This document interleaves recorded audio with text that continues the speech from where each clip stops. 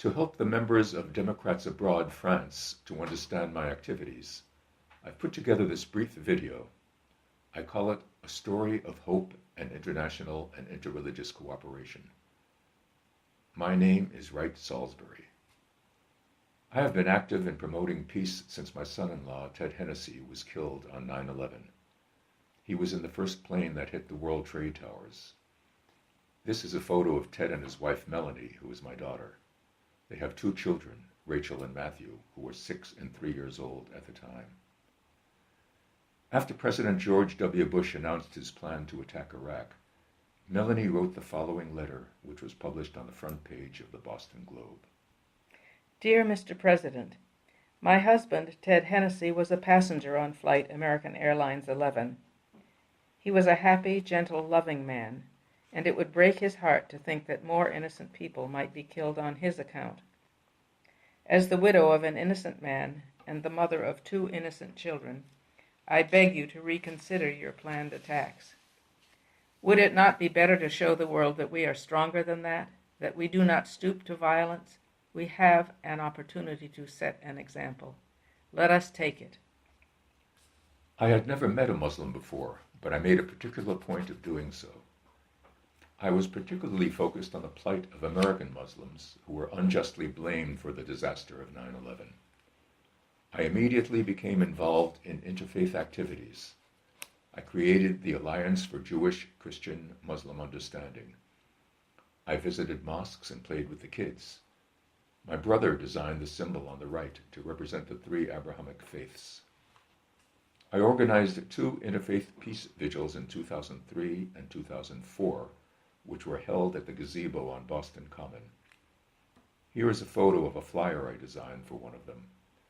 Down in the right corner you can see my wife Mimi and a friend holding photos of victims of the attack.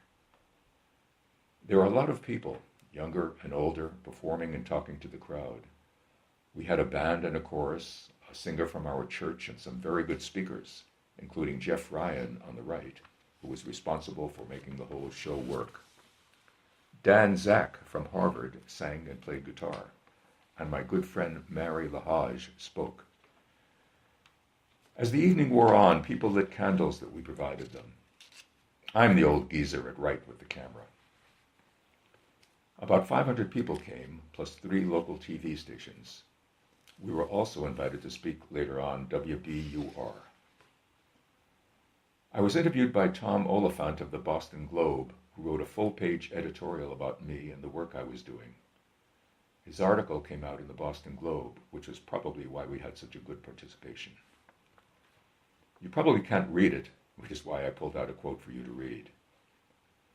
We set up meetings with all our Massachusetts congressmen and senators to oppose our war in Afghanistan. This one was at then Senator Kerry's office. Mimi and I became very active in Peaceful Tomorrows, an organization of survivors of the victims of the tragedy of 9/11, here seen at a retreat at the Peace Forum outside Boston. We ran several interfaith meetings at churches, synagogues, mosques, and colleges, where members of each of the Abrahamic faiths spoke. I found the mosques particularly welcoming. They opened their doors and their hearts immediately and invited people of all faiths to observe and participate in their services.